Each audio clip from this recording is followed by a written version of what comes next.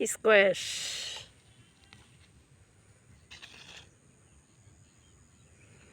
আমি এবছর প্রথম রোপণ করলাম।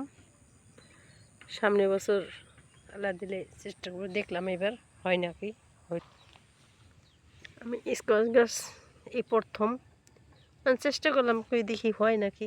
আমাদের দেশে আমাদের এলাকা ভালোই হয়, খাঁটি দেশের মাটি সোনার চেয়ে খাঁটি। আলহামদুলিল্লাহ এই যে হয়েছে।